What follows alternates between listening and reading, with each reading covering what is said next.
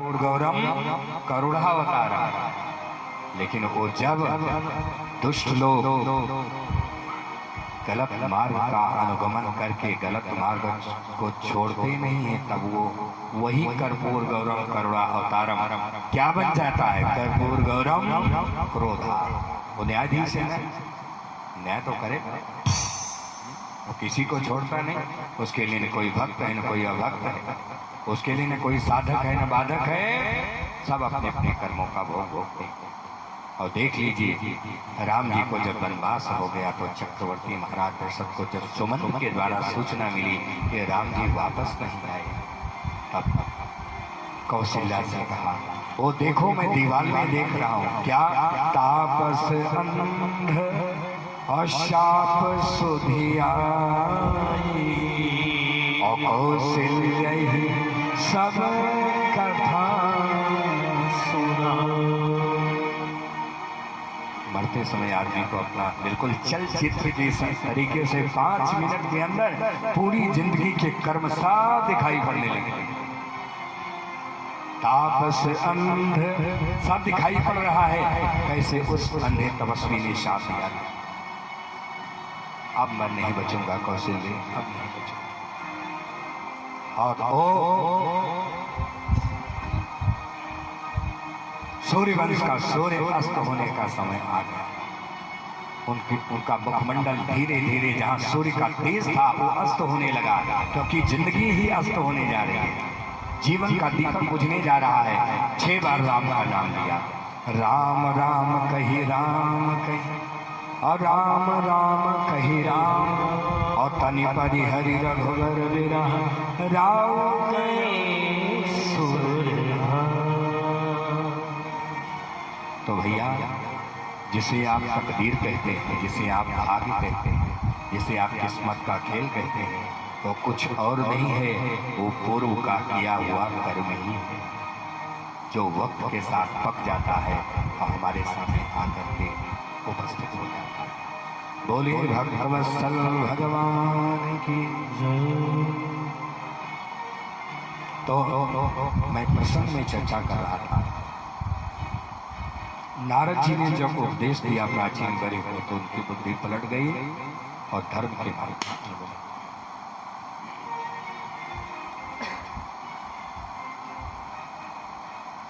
दक्ष महाराज की जो 60 कन्याएं हैं, इन्हीं से आगे सृष्टि का विस्तार हुआ। सृष्टि के विस्तार में 2 लोगों ने सहयोग किया था, एक तो मनु महाराज का वंश और एक दक्ष महाराज का। 60 कन्याओं ने इसको विस्तार किया। बोले भक्तवत्सल भगवान की जय। और इस तरीके से ये जो इनके 5वें पुत्र, 5 संतानें वही थी मनु महाराज के, तो मैंने 3 कन्याओं की कथा सुनाई और उत्तानपाद की कथा सुनाई, और इनके एक पुत्र हैं प्रियव्रत महाराज। आइए प्रियव्रत महाराज की कथा को हम सब लोग श्रवण करें। जब भी नैन मूंदो और जब भी नैन खोलो, और राधे कृष्ण बोलो, राधे कृष्ण बोलो, राधे कृष्ण बोलो, राधे कृष्ण बोलो। जब भी नैन मूंदो, जब भी नैन खोलो, राधे कृष्ण बोलो, राधे कृष्ण बोलो, राधे कृष्ण बोलो, राधे कृष्ण बोलो, राधे कृष्ण बोलो, राधे कृष्ण बोलो। बोले भक्तवत्सल भगवान। तो प्रियव्रत महाराज जो है, इनका विवाह विश्वकर्मा की पुत्री बहिर्ष्मति से, और बहिर्ष्मति से एक कन्या पैदा हुई जिसका नाम था ऊर्जस्वती। ये वंशों का वर्णन है, प्रियव्रत वंश के वर्णन। ऊर्जस्वती का विवाह शुक्राचार्य जी से, वह जो राक्षसों की गुरु, और इनके एक पुत्री पैदा हुई जिसका नाम था देवयानी। और ये जो प्रियव्रत महाराज हैं इनके 9 पुत्र भी पैदा हुए। इन 9 पुत्रों में एक पुत्र का नाम है आग्नेय। इन्होंने पूर्वचित अप्सरा से विवाह किया। बोले भक्तवत्सल भगवान की जय। पूर्वचित अप्सरा से विवाह किया और बाद में इनके एक पुत्र पैदा हुए जिनका नाम था नाभि। नाभि ने मेरु देवी से विवाह किया और इनके वंश में एक भगवान के अवतार प्रकट हुए जिनका नाम था ऋषभ। बोले ऋषभ भगवान की जय। ऋषभ भगवान ने बहुत बड़े बड़े यज्ञ किए तो इंद्र प्रसन्न हो गया और अपनी बेटी जयंती को उनके हवाले कर दिया।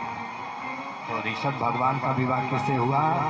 जयंती से। तो ऋषभ भगवान के 100 पुत्र पैदा हुए जिनमें सबसे बड़े का नाम था भरत। ये जन्म लेते ही चक्रवर्ती सम्राट की गद्दी पर ऋषभ भगवान ने उनको बैठा दिया और भगवत भक्त का प्रचार करते हुए परम धाम को। आप देखिए जो भरत जी महाराज हैं भगवान के परम भक्त हैं। उन्होंने सुमति को सत्ता का भार सौंप दिया और एक बार बोले वृंदावन बिहारी लाल की जय। गंडकी नदी के किनारे जाकर के पहुंचे और वहां ध्यान कर रहे थे। उसी वक्त एक मृगी जो गर्भ से थी उसको किसी शेर ने उसका पीछा किया। अपनी जान बचाने के लिए उसने जल में छलांग लगा दिया। बस उसका जो गर्भ का छौना था उसका प्रसव हो गया उसी नदी में, गंडकी नदी में। अभी कथा में 2 साल पहले मैंने कथा किया था गंडकी नदी के पास में, ये बिहार से बहती है गंडकी नदी, सोहरा धाम वहाँ कथा हुई, बड़ी दिव्य कथा हुई। तो वही की घटना है जहाँ मैं कथा आपको श्रवण करा रहा हूँ। और शालिग्राम भगवान का मंदिर ये सब वहाँ बना हुआ है जिसके देवी भागवत में विस्तार से कथा है। शालिग्राम भगवान की भी कथा वहीं से जुड़ी हुई है, तुलसी माता की भी कथा वहीं से जुड़ी है। तो गंडकी नदी में जब छलांग लगा दिया तो मृगी तो तैर करके किसी तरीके से निकली और एक गुफा में जा करके उसका प्राणांत हो गया। लेकिन जो उसका छौना था उसी जल में डूबने लगा। तब भरत जी महाराज ध्यान में थे, जब छप छप की आवाज़ सुनाई पड़ी, देखा, दया आ गई और जल में छलांग लगा करके उस बच्चे को बाहर निकाल लिया। उस बच्चे की सेवा में इतने तल्लीन हो गए। सेवा करना तो अच्छी बात है, लेकिन सेवा के साथ ये भी ध्यान रखना चाहिए कि कहीं आसक्ति भी, ये विषय भी हमको लगातार अपना कार्य करते रहते, इंद्रियों को आंदोलित करते रहते, आसक्ति भी छुपे तौर पर आ जाती है। और आसक्ति जब आती है ना तो विभिन्न रोग बना करके आती है। अरे बीमार है, इसको डॉक्टर के पास पहुंचा दो, इसको पानी पिला दो, पानी पिलाने में क्या हर्ज है, इसको जल पूछ लो, जल पूछने में क्या हर्ज है, इसको अस्पताल तक पहुंचा दो, अस्पताल पहुंचाने में क्या हर्ज है, इसको छू लो, छूने में क्या हर्ज है। इस तरीके से बार बार ये हमारे मन को भटका करके और अंत में हमको गर्त में डाल देते। इसलिए व्यक्ति को सदैव सावधान रहना चाहिए। छिपे तौर पर आसक्ति हमारे जीवन में कब आ जाए और हमें गर्त में। और देखिए उसकी सेवा में ऐसे तल्लीन हो गए कि साधना पूजा सब चली गई। कहाँ घंटों पूजा करते थे, कहाँ 5 मिनट मन ने जैसे माला लेकर के बैठे, नेत्र खुल गया, मेरा छौना कहाँ जा रहा है, और वो भाग जाता आश्रम से। तो माला लेकर के दौड़ पड़ते हो, फिर पकड़ करके लाते, उसको माला इधर रख देते और घास के छोटे छोटे कोपले उसके मुंह में खिलाने लगते। और कहते हैं ना, जब कैमरा चल रहा हो तो शक्ल संभाल लेना चाहिए। अगर सीसीटीवी चल रही हो, कैमरा चल रहा हो तो शक्ल संभाल लेना चाहिए, क्योंकि जैसी शक्ल होगी वैसा फोटो खींच जाएगा। कहते हैं ना, जथा मति तथा गति। अचानक एक दिन छौना चला गया, कुछ मृग जा रहे थे, सजातीय मृगों को देखा, बस उन्हीं के बीच में गायब हो गया। अब उस छौने को दौड़ाया पकड़ने के लिए, वो नहीं मिला। और उसी की याद में तड़प करके भरत जी की मृत्यु। और कहते हैं ना, जथामति तथा गति। मैंने कहा नहीं, फोटो खींच रहा हो तो शक्ल संभाल लेना चाहिए, क्योंकि अगर कैमरा आपकी तरफ है और जैसा मुंह होगा वैसा फोटो खींचेगा। मरते समय जिसका चिंतन करोगे वही बनोगे। इसलिए जीवन में ऐसा काम करो कि मरते समय कम से कम परमात्मा का चिंतन हो जाए। एक सेठ जी थे, उनका अंत का समय आ गया, बच्चों को बुलाया, बड़ा वाला बेटा कहाँ है, वो भी आके खड़ा हो गया। दूसरे नंबर वाला का, वो भी आके खड़ा हो गया। तीसरे नंबर वाला का, वो भी आके खड़ा हो गया। चौथे नंबर वाला का, वो भी आके खड़ा हो गया। अरे सेठ जी ने कहा, चारों बच्चों कहाँ हो? चारों ने कहा, पिताजी हम आपके पास खड़े हैं। सेठ जी ने कहा, चारों यहाँ हो तो दुकान पर कौन है? जान निकल गई। मरते समय कहना चाहिए भगवान, और सेठ जी कहें दुकान। जन्म जन्म मुनि जतन कराही, जन्म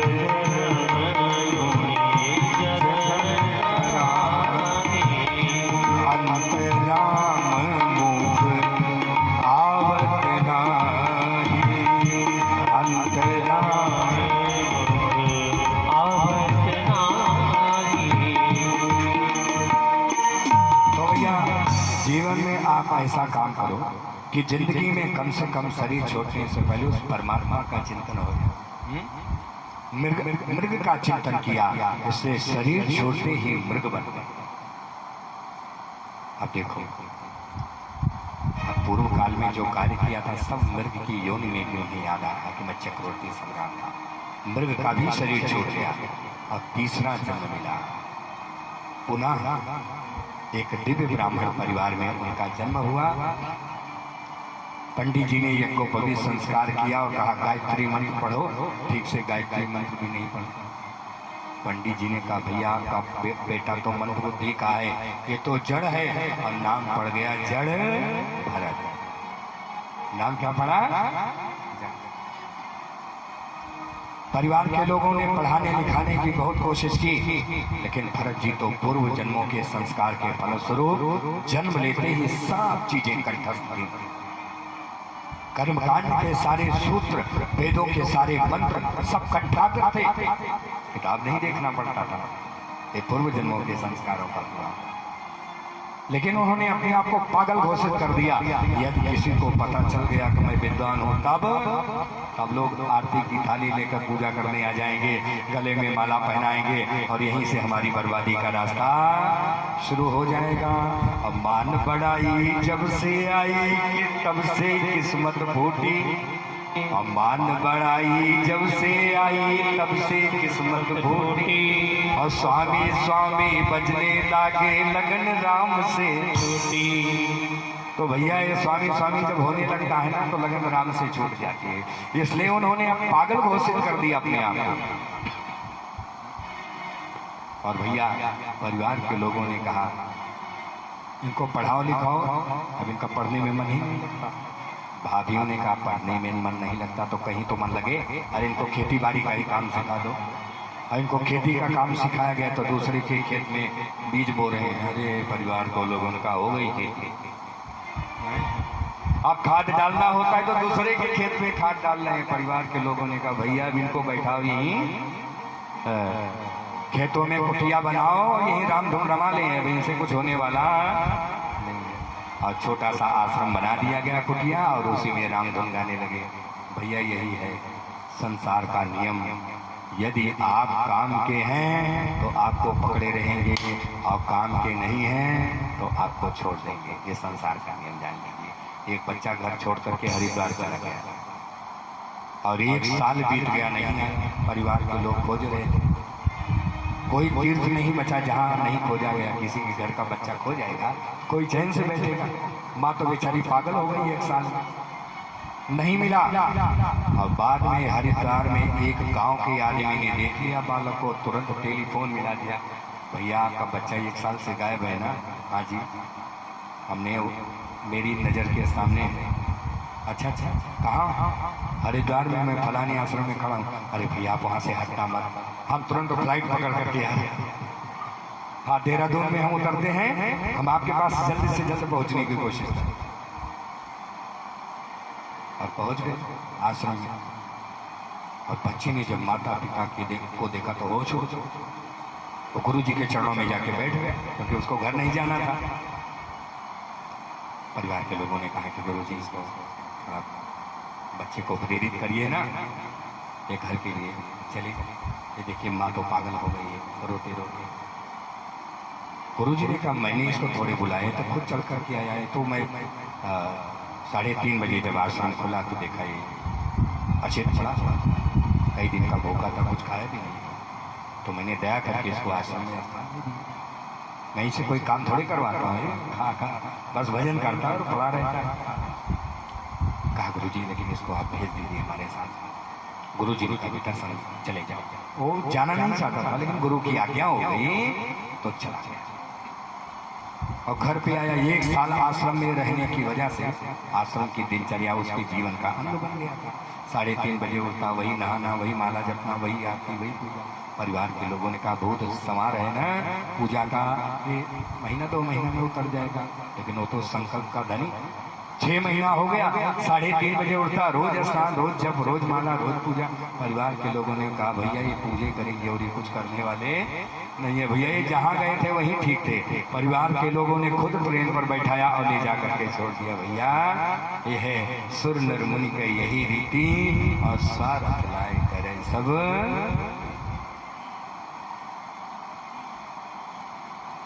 यह संसार का स्वरूप जान लीजिए।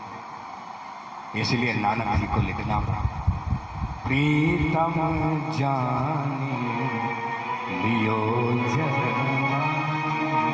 नानक जी लिखे प्रीतम जानी लियो जगमा, और अपने सुख से अही जग बाध्यो, और को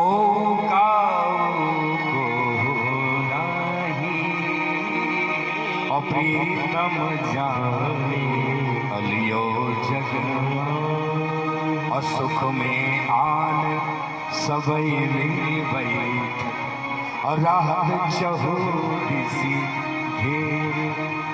देखो जब जीवन में सुख का समय रहता है तो आपको किसी को बुलाना पड़ता है क्या?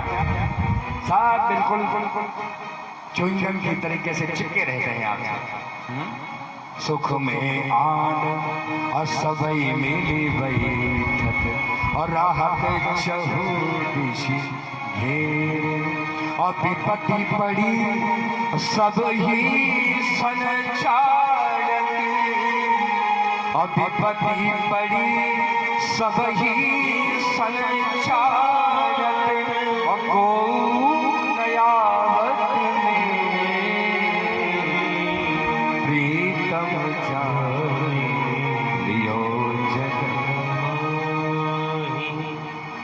क्या कहूँ आपसे। आपके दोस्त, आपके मित्र, आपके साथी, आपके संगी बात बात में आपसे कहते हैं अरे भाई क्यों दास हो, मैं साथ हूँ ना, कसम से। अरे मैं आपका साथ दूंगा ना, कसम से। आजकल कसम, ओहो, बात बात में कसम, बात बात में कसम। और कसम वाले कितने दिन तक कसम का पालन करते हैं ये तो भुक्त होगी ही जाते हैं। किसी ने लिखा कसमे वादे प्यार और बातें हैं बातों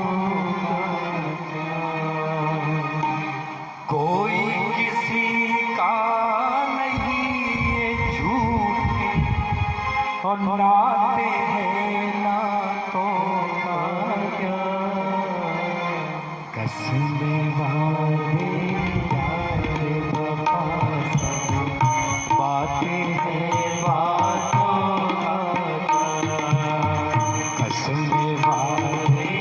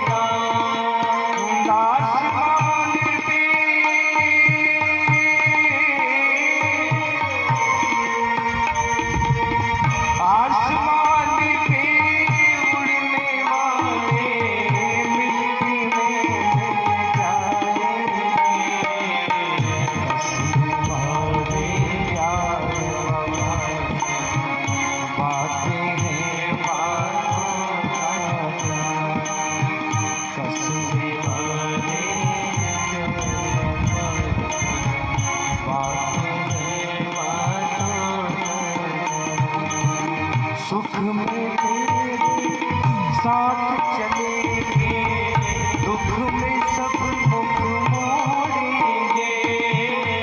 दुनिया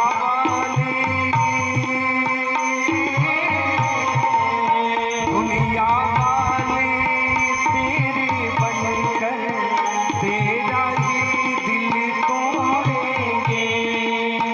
देते हैं भगवान को धोखा, इंसा को क्या छोड़ेंगे। कसम वाले यार बातें हैं बातों का, कोई किसी का नहीं ये झूठे नाते हैं नातों का। कसम वाले बातों हैं बातों का, बातें हैं बातों का,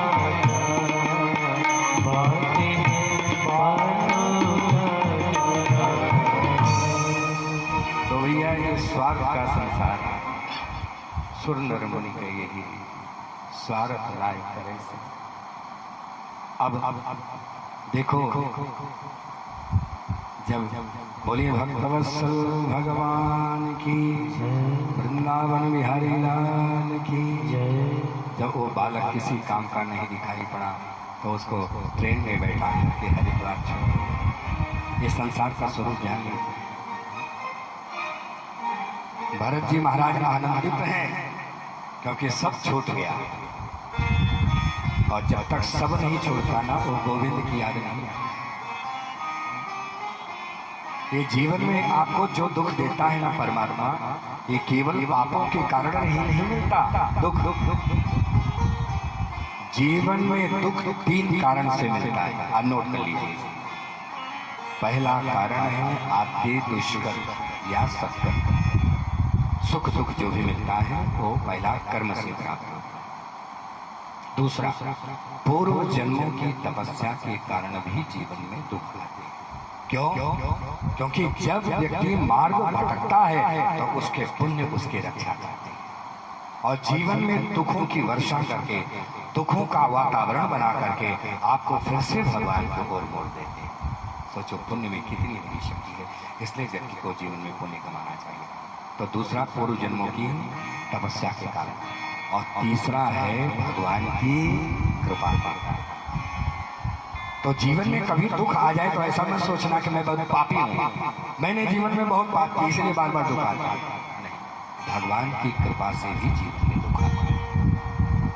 जब भक्त भगवान की शरण में नहीं आता, उसके दिमाग पर धन का, पद का, जवानी का, किसी भी चीज का जब अहंकार चढ़ जाता है, जिसको बोलते हैं नशा, किसी भी चीज, देखो हर चीज का नशा हो और खोपड़ी घूम जाती है आदमी, तब भगवान समझ जाता है कि इसका दिमाग ठिकाने तभी लगेगा जब जीवन में दुखों की वर्षा। फिर क्या होता है? तब गोविंद की कृपा शुरू हो जाती है। कैसे? घाटे पर घाटा, घाटे पर घाटा, घाटे पर घाटा, है ना? दिवाली पर कितना बढ़िया गिफ्ट देते हैं गोविंद, हैं? घाटे पर घाटा, घाटे पर घाटा, घाटे पर। बोलो ये कृपा कोई स्वीकार करना चाहेगा? घाटा वाला कृपा, सब फायदा चाहते हैं, कोई घाटा नहीं चाहता। लेकिन भगवान जानता है कि तुम्हें क्या देने में तुम्हारा फायदा है कि नुकसान, तो परमात्मा जानता है। और घाटे पर घाटा जब होने लगता है तो धीरे धीरे वो नशा जो चढ़ा हुआ है दिमाग पर, वो धीरे धीरे बीपी डाउन होने लगती है, और फिर वो दूसरों से सहायता मांगने लगता, मित्रों से और लोगों से। और मित्र भी कहते हैं देखो तब तो ठीक से बात नहीं करता था, हाँ सीना तान के चलता था, आज देखो कैसे मक्खनबाजी कर रहा है। अब आज मित्र भी मुड़ जाते हैं, देखो भगवान की कृपा ऐसी है कोई साथ नहीं देता। तब संतों के पास जाता है, कहता महाराज आप ही कोई मार्ग बताइए। तब संत लोग कहते अब दिमाग ठिकाने आया है ना, तब वो भगवान का रास्ता बताते हैं। कि ये वो रास्ता है जिसके लिए तुम्हें सब कुछ त्यागना पड़ा, छोड़ना पड़ा, तब तुम्हें आज भगवान की याद आई। तो सोचिए, सुख में तो बड़े सौभाग्यशाली लोगों को भगवान याद आता है, ज्यादातर दुखों में ही आता है। इसलिए कुंती ने भगवान से कहा, विपदा संतु न सत्य जगत गुरु यत स्याद दर्शनम पुनर्भव दर्शनम। हे प्रभु, आप हमें विपत्ति का वरदान दीजिए। तब भगवान ने कहा था, अरे बुआ, जन्म लेते ही तुम्हें विपत्ति का सामना करना पड़ा, बिना ब्याह का तुम मां बन गई हैं। तुम्हारे बच्चों ने इतना कष्ट सहा, कौरवों ने जहर देकर मारने की कोशिश की, जीवन भर कष्ट, तुम दुख मांग रही हो। तब भगवान से कुंती ने कहा, प्रभु, जब तक मेरे जीवन में दुख था, आप मेरे जीवन में बने रहे। जब से मेरा बेटा राजा बना है युधिष्ठिर, मैं देख रही हूँ आप द्वारिका जा रहे हैं, यानी सुख आते ही हमें छोड़ के जा रहे हैं। तो भैया, इसलिए जीवन में कुछ थोड़ा बहुत दुख का रहना जरूरी है। इसलिए हमेशा सुख ही मत मांगिए, दुख भी मांगते रहिए। बोलिए भक्तवत्सल भगवान की। तो भैया भरत जी महाराज अब उसी आश्रम में, यानी खेत के बीच में जो छोटा सा कुटिया बनाया गया था, उसी में भगवान का भजन करते थे। और एक दिन कोई दस्यु, कोई डाकू, उसने काली माता से प्रार्थना किया था कि मेरे पुत्र हो जाएगा तो तुम्हें बलि दूंगा। और संजोग बस उसे पुत्र हो गया, तो उसकी खोपड़ी में घूम गया कि काली माता की कृपा से मुझे पुत्र हुआ, तो काली माता को बलि देना चाहिए। और उसने क्या किया कि बलि के लिए कोई ढूंढा जाने लगा, कोई मोटा ताजा दिखाई पड़े। अरे वही कुटिया के बाहर बैठ के भजन कर रहे थे। बट डाकू के सरदार जो थे, उन्होंने आज्ञा दिया, वो देखो बीच में कोई बैठा हुआ, उस खेत में पकड़ के लाओ। भरत जी महाराज को पकड़ के लाए और भैया उनको गंगा जल से स्नान कराया। भरत जी महाराज ने कहा, वाह, मेरी भाभियां तो एक बाल्टी पानी देती थी, शरीर भी गीला नहीं होता था, और यहाँ तो गंगा जल से स्नान हो रहा, लग रहा आज किसी अच्छे का मुंह देख करके उठाऊंगा।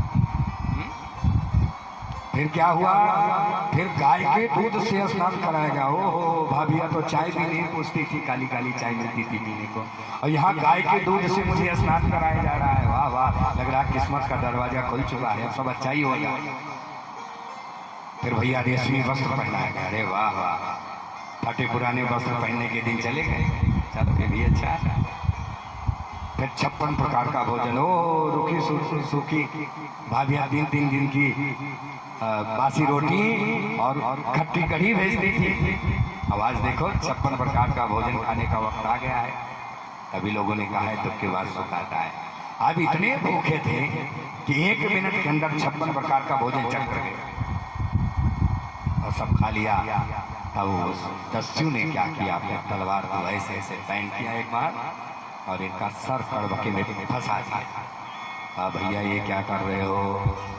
तो सरदार ने कहा, जैसे गंगा जल स्वीकार किया, जैसे गाय का दूध स्वीकार किया, जैसे रेशमी वस्त्र स्वीकार किया, जैसे 56 प्रकार का भोग स्वीकार किया, वैसे अभी भी स्वीकार करो।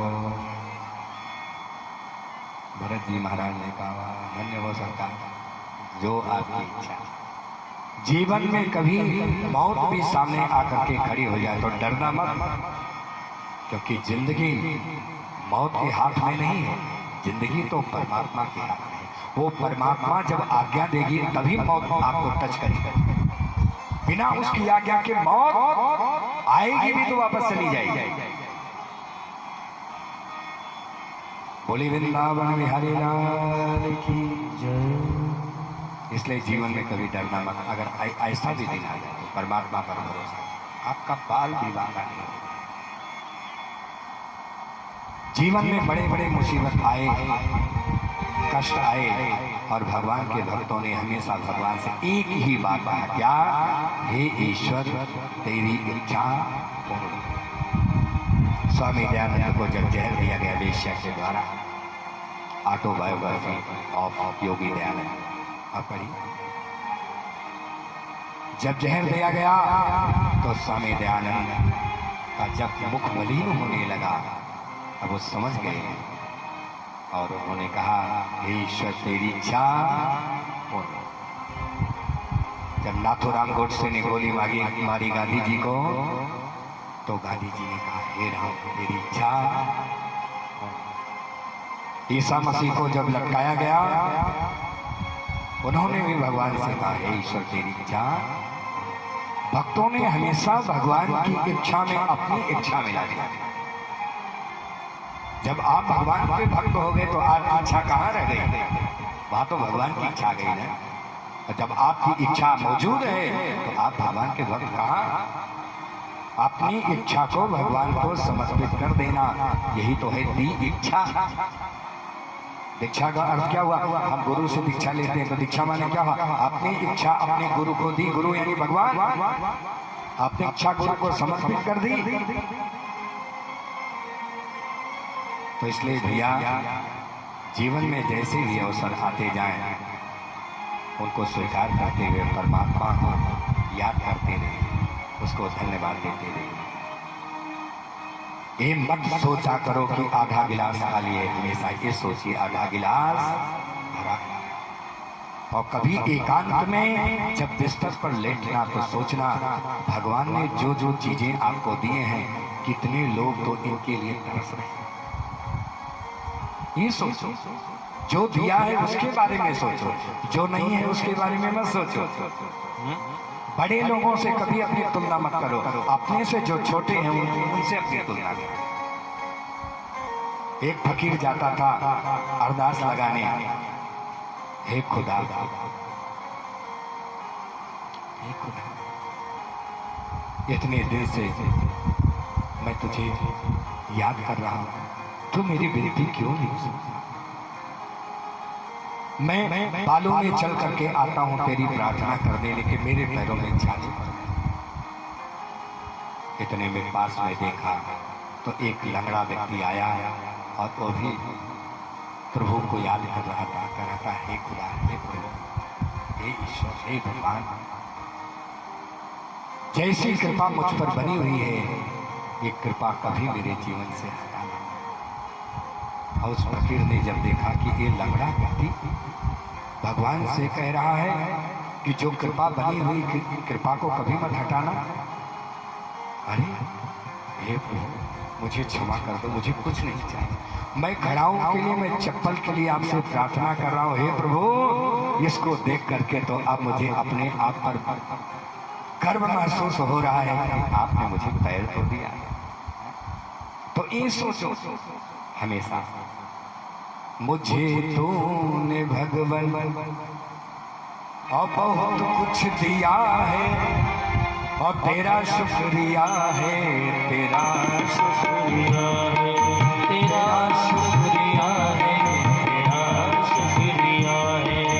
मुझे तूने भगवन बहुत कुछ दिया है, मुझे तूने भगवन बहुत कुछ दिया है, तेरा शुक्रिया है, तेरा शुक्रिया है, तेरा शुक्रिया है, तेरा शुक्रिया है।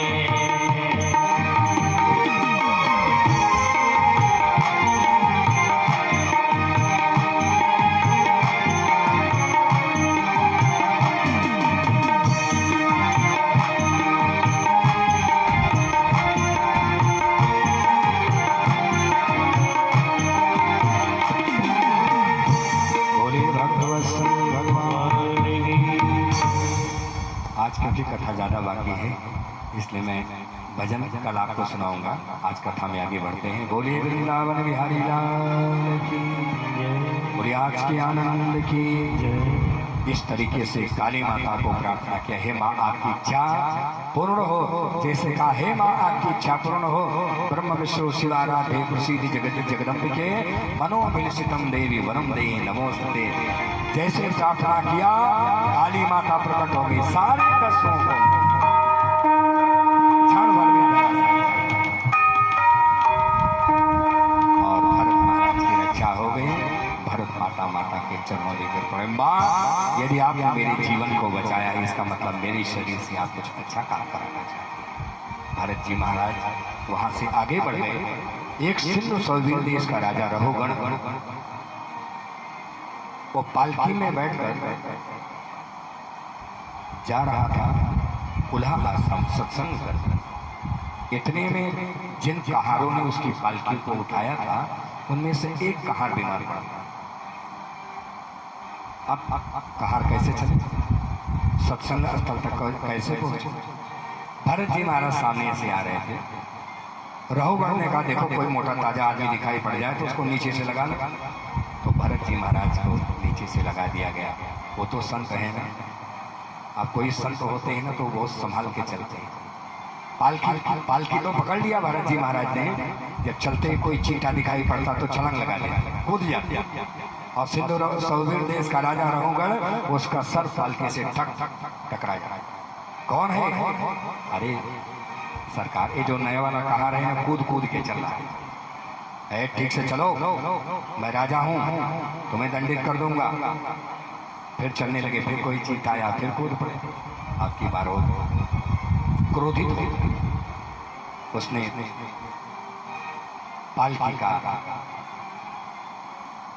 पालकी को खोल करके और नीचे जब दृष्टिपात किया, कहा तुम कौन हो, ठीक से क्यों नहीं चलते? मस्तक पर उनके केसर का तिलक लगा हुआ था, गले में माला और कंठ में जनेऊ। जब देखा तो कूद पड़ा। महाराज आप तो कोई सिद्ध महात्मा दिखाई पड़े, आप कौन हो? तुमने मुझे क्या कहा? देखो संत जल्दी से नहीं बोलता, कब बोलता है? जब उसको कोई बात पे मिल जाता है। आखिर हो न हो, चाहे चाहे चाहे अनचाहे, राजा का भार तो भरत जी के कंधे पर था ना, तो उसके जीवन का कल्याण करना भी तो संत का कर्तव्य है। कहा देखो तुम सत्संग कितने दिन से कर रहे हो, लेकिन रजोगुण तुम्हारे अंदर से गया नहीं। तुम्हारे अंदर आज भी क्रोध है। तुम क्या सत्संग? तुमने मुझसे क्या कहा? ये मोटा ताजा, तुमने मोटा ताजा हमें बोला। अरे ये मोटा तो शरीर होता है, ये हमने भार उठाया है तो भार तो शरीर पर पड़ता है, इस पर आत्मा का कोई प्रभाव नहीं पड़ता।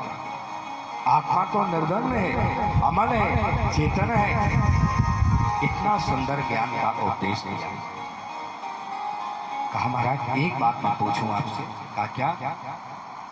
कहा देखो एक पटुली होती है, उसको आग के ऊपर रखा जाता है, पानी गर्म किया जाता है, और पानी जब गर्म हो जाता है तो उसमें हम चावल डाल देते हैं।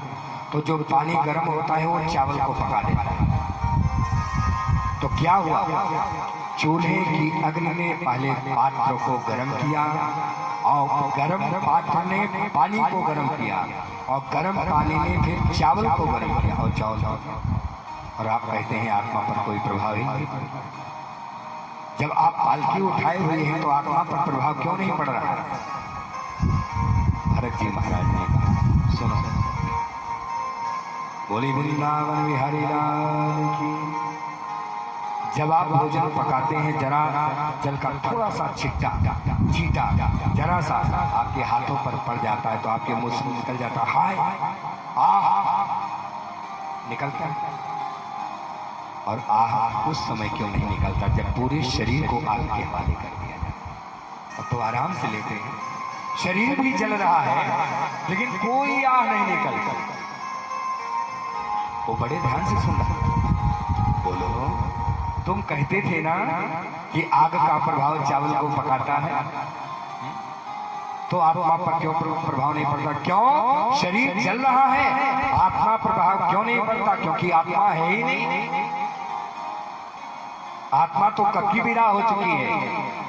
तो त्वायोदितं व्यक्तं विप्रलब्धं, त्वायोदितं व्यक्तं विप्रलब्धं, अभरतो श्यामे स्याददीवीर भारा, भरतो सामे स्याददीवीर भारा, और गंतुरी यदि स्यादधिकं मत्वा, गंतुर यदि स्यादधिकं मत्वा, पीबेति राशो नाम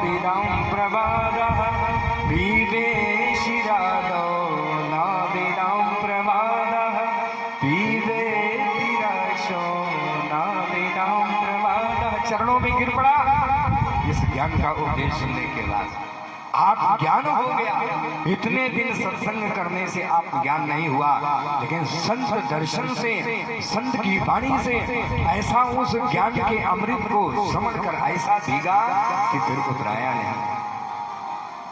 सारा अहंकार तिरोहित हो गया और अंत में राज्य पाठ का त्याग करके परम धाम को प्राप्त कर गया। बोली वृंदावन बिहारी लाल की।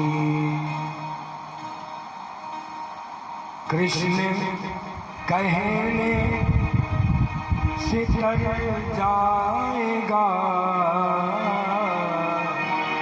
पार भव से वो तर जाएगा, पार भव से वो तर जाएगा। कृष्ण कहने से तर जाएगा,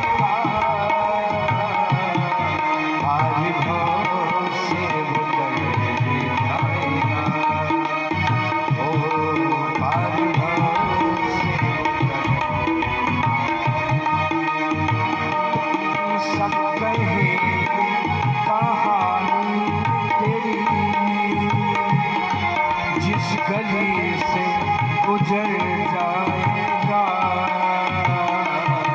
सब कहे कहानी तेरी। जिस गली से गुजर जाएगा,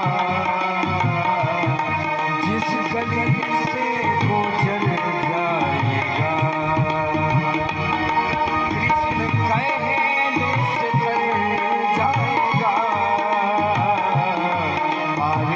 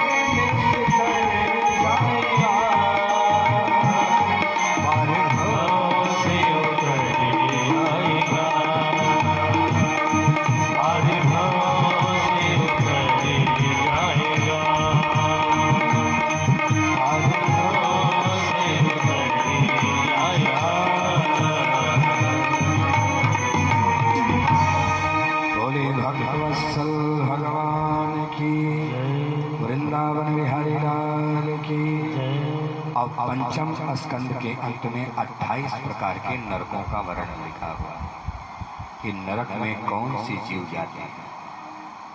हम ड्यूटी करने जाते हैं, लौट करके आते हैं, वस्त्र गंदा हो जाता है, वस्त्र उतारते हैं और फेंक देते हैं। फिर ड्यूटी गए, अपने कारोबार में, अपने धंधे में गए, वस्त्र हमारा गंदा हो गए, लौट करके आए, फिर फेंक देते। रोज जाते हैं ड्यूटी, रोज जाते हैं धंधे पर, रोज जाते हैं अपने रोजगार पर, लौट के आते हैं, वस्त्र गंदा हो जाता है, उसको निकालते हैं और फेंक देते। क्यों भैया? क्योंकि धुलने की फुर्सत नहीं, टाइम नहीं है, धुलने की फुर्सत नहीं। तो क्या करते हैं, जब ढेर सारा वस्त्र इकट्ठा हो जाता, क्या करते हैं, उसको भेज दिया जाता है धोबी घाट, है ना। जिनको धुलने की फुर्सत नहीं है तो वस्त्र कहाँ जाते हैं, धोबी घाट। और धोबी घाट पर फिर वस्त्रों की ऐसी धुलाई होती है, देखा ना, धोबी को वस्त्र धुलते हुए और पछाड़ पछाड़ और पटक पटक करके ऐसी मरम्मत करता है वस्त्रों की। अब जिसका कपड़ा रहता है उसे थोड़ा ही पता है कि ऐसी पटकनी हो रही है, और कभी कभी तो पटकते पटकते वो बीच में ही फट जाता है। तो ऐसे ही भैया संसार में लोग पाप तो करते हैं लेकिन प्रायश्चित करने का फुर्सत। पाप करोगे, प्रायश्चित नहीं करोगे तो दंड भोगने पड़ेगा। पाप करे और प्रायश्चित किए तो पाप समाप्त हो गया, लेकिन पाप तो करते हैं लेकिन प्रायश्चित करने की फुर्सत नहीं है। अब पाप लगातार इकट्ठा होते होते होते होते एक बहुत बड़ा भंडार खड़ा हो गया। फिर क्या हुआ, फिर भगवान ने बढ़िया धोबी घाट बना करके रखा है भैया। बोली वृंदावन बिहारी लाल की जय। हाँ भैया, उसी धोबी घाट का नाम है जिसे आप कहते हैं संयमिनी पुरी। धरती से 99,000 योजन नीचे है नरक। धरती से 99,000 योजन नीचे बस वही है धोबी घाट। और धोबी घाट में फिर ऐसी धुलाई होती है, ऐसी मरम्मत होती है, फिर वहाँ न कोई पद है, न कोई वहाँ धन है, न कोई मित्र है, न कोई सहायक है, फिर कोई साथ नहीं देता। और बढ़िया नरक में ऐसी धुलाई सफाई होती है। अब मेरे पास नरकों का वर्णन करने का तो समय नहीं, क्योंकि आज गोविंद की कथा तक पहुँचना है। लेकिन 28 प्रकार के नरकों में से कुछ नरकों का वर्णन मैं कर देता हूँ। एक दो नरकों का वर्णन, जो किसी स्त्री और बच्चे का हरण करते हैं, उन्हें गंदी दृष्टि से देखते हैं, उनके जीवन को खराब करते हैं, ऐसे लोगों के लिए एक नरक बना दिया गया है जिसका नाम है रौरव नरक। उसमें चलते हुए तायों पर 99,000 योजन नीचे यमदूत ले जाकर के गरम लाल तवे पर पटक देते हैं। आदमी तड़पने लगता है और तड़पते तड़पते उसकी जान निकल जाती है। फिर उसको हटाया जाता है, फिर प्राण डाला जाता है और फिर उसी पर पटका जाता है। और ये तब तक किया जाता है जब तक सारे पापों का प्रायश्चित नहीं हो जाता। सोचिए कितनी बढ़िया मरम्मत होती है धोबी घाट। बोली वृंदावन बिहारी लाल की जय। तो ऐसे भैया महारौरव नरक, जो जीव हत्या करते हैं, मांस का भक्षण करते हैं, उनको खौलते हुए तेल की कढ़ाई में जिंदा ही छौंक दिया जाता है। जैसे हम लोग दाल छौंकते हैं ना, ऐसे जिंदा ही उनको छौंक दिया जाता है और बिल्कुल चुहारा की तरीके से हो जाता है। और फिर निकाला जाता है, फिर प्राण डाला जाता है और फिर छौंक दिया जाता है। और यही क्रिया बार बार की जाती है तब तक जब तक सारे जीवों के पापों का प्रक्षालन नहीं हो जाता। इस क्रिया में कभी कभी आदमी के जो पूर्व के कर्म हैं वो बाधा डालते हैं, तो बीच में ही उस कर्म को रोकना पड़ता है और वो मनुष्य जन्म में चला जाता है। और ऐसे ही व्यक्ति जन्म के साथ विकलांग होते हैं। जिनके पूर्व कर्मों के ठीक से पापों का प्रक्षालन नहीं हो पाता, वो मनुष्य जन्म में चला जाता है और उसे उस जन्म में उन पापों का दंड भोगना पड़ता है। शुकदेव भगवान के राजा परीक्षित को कथा श्रवण करा रहे हैं। राजा परीक्षित के तो पसीने छूटने लगे। कहा महाराज बस करिए, कोई और उपाय बताइए। व्यक्ति जीव पाप करता रहे, पापों का प्रायश्चित करता है, तब तो कई जन्मों तक उसका उद्धार नहीं हो सकता। वल्लभाचार्य ने बहुत सुंदर लिखा है, जीव को भगवत कृपा की नितांत आवश्यकता है। क्योंकि पाप व्यक्ति कर देता है तो प्रायश्चित कर देता है, और प्रायश्चित करते क्या कोई गारंटी कि पाप नहीं करेगा? और फिर पाप कर सकता है तो फिर प्रायश्चित करेगा, तो यही पाप करेगा, प्रायश्चित करेगा, पाप करेगा, प्रायश्चित करेगा, ऐसे तो उसका कभी नहीं उद्धार होगा। इसलिए भगवत कृपा की नितांत आवश्यकता है। वल्लभाचार्य करते हैं, भगवान की कृपा की जीव को बहुत जरूरत है। इसलिए भैया शुकदेव भगवान से राजा परीक्षित ने प्रश्न किया कि आप कोई सस्ता सा उपाय बताइए कि जीव का कल्याण हो जाए। ऐसा कोई साबुन बताइए कि गंदे वस्त्र पर लगे और मैल कटती हुई चली जाए।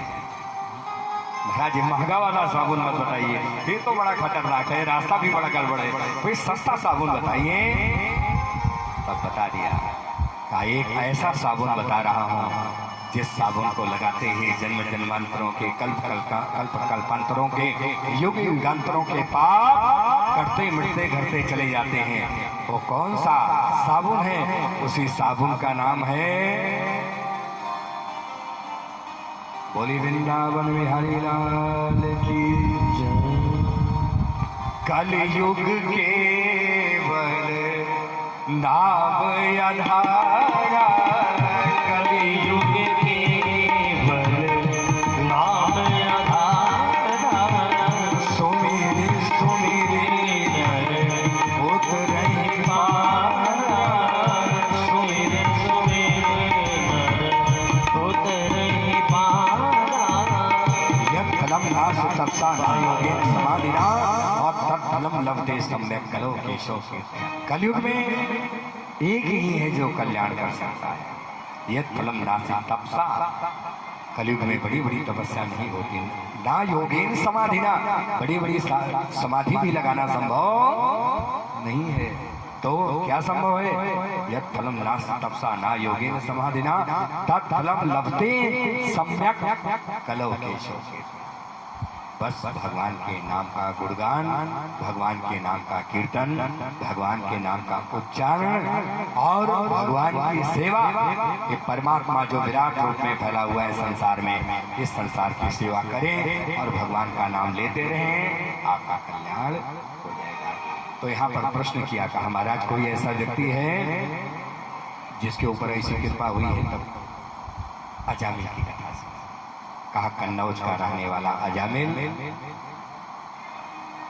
ब्राह्मण के कुल में जन्म हुआ, लेकिन एक बार वेश्या एक शूद्र को वेश्या के साथ देख लिया, मति मलिन हो गई, उसी वेश्या के साथ चला गया और 10 पुत्र पैदा हुए। छोटे वाले का नाम रखा नारायण। जीवन भर पाप करता रहा और जब अंत समय आ गया, यमदूत आकर के खड़े हो गए ले जाने के लिए, तो जोर से बालक का पुकारा, त्रूरे कीलम कासतम दूरे कासतम दूरे।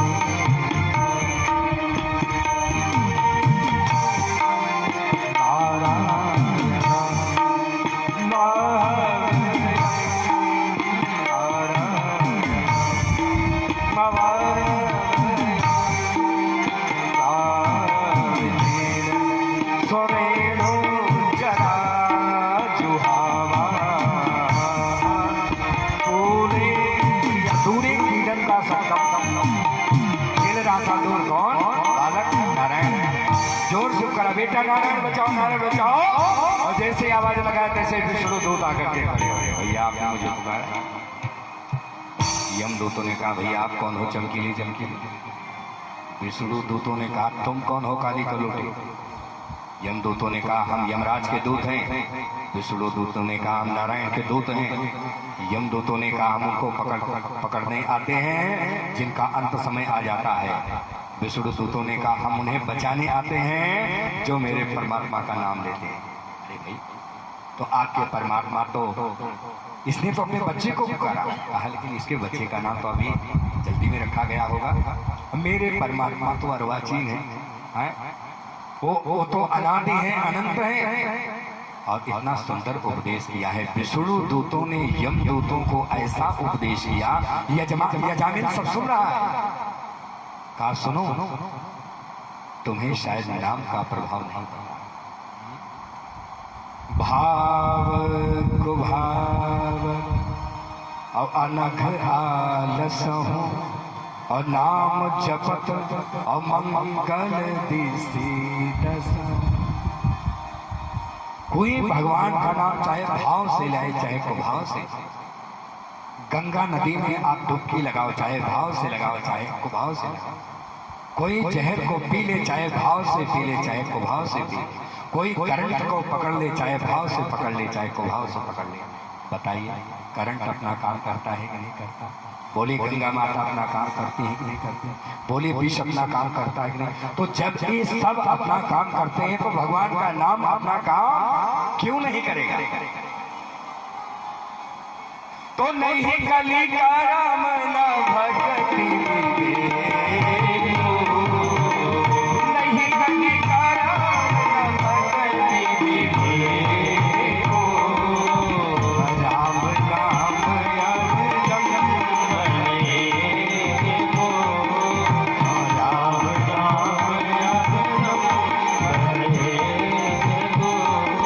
देखो बाप को अपना असर दिखाएंगे। और भैया विष्णु दूतों ने यम दूतों की कर दी सुताई और यम दूत सीधे जाकर के पहुंचे यमराज के पास और अपना कालदंड फेंक दिया। कहा आज से आपकी ड्यूटी नहीं करी। कहा क्यों? कहा आपने मुझे अजामिल को लाने को भेजा था ना, और वो नारायण के दूत उन्होंने हमारी कर दी सुताई। अरे उसने अपने बच्चे का नाम पुकारा था, तो बच्चे के नाम को पुकारा तो वहां विष्णु दूत कैसे पहुंच गए और उन्होंने उनकी रक्षा क्यों की? तो यमराज ने इतना सुंदर उत्तर दिया यमदूतों का। कहा सुनो, ये जो नाम ले रहे हो ना, ये 2-4 बार यदि और ले लिया ना तो ये जो पड़े हुए कराह रहे हैं ना, इन सब की छुट्टी करनी पड़ेगी।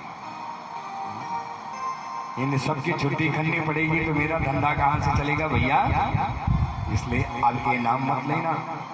तो कहा महाराज नाम में इतना बड़ा प्रभाव है? क्या आप नाम की महिमा को जानते हैं? यमराज ने कहा मैं? अरे मेरी छोड़ दो, भगवान के लिए व्यास गद्दी लगा दो और भगवान को व्यास गद्दी पर बैठा दो और भगवान से कहो आप जरा अपने नाम की महिमा बता दो, तो भगवान भी न बता पाए। ये है नाम की महिमा। कहाँ लगी नाम बड़ा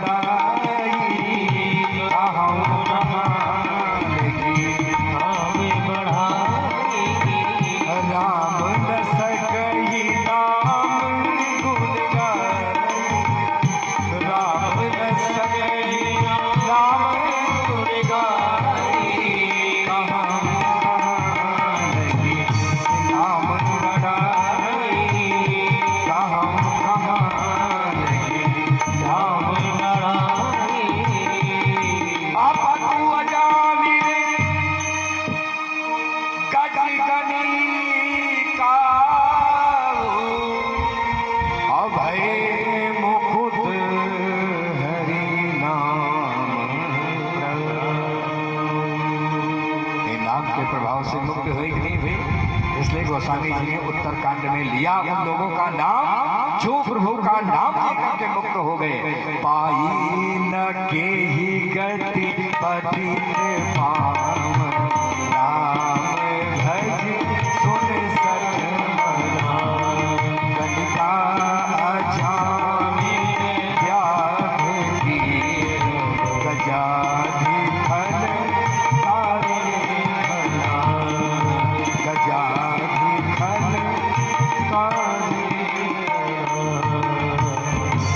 भगवान ने बताइए ये नाम की महिमा को कौन कौन जानता है? कहा 12 लोग ऐसे हैं जो नाम की महिमा को थोड़ा बहुत जानते हैं, ज्यादा नहीं, थोड़ा बहुत। कहा कौन कौन लोग हैं? तो इस श्लोक में नाम लिखा है, स्वयं भो नारद शंभो कुमारा कपिलो मनु प्रहलादो जनको भीष्मो बलिर्वैयास किर्वयम्।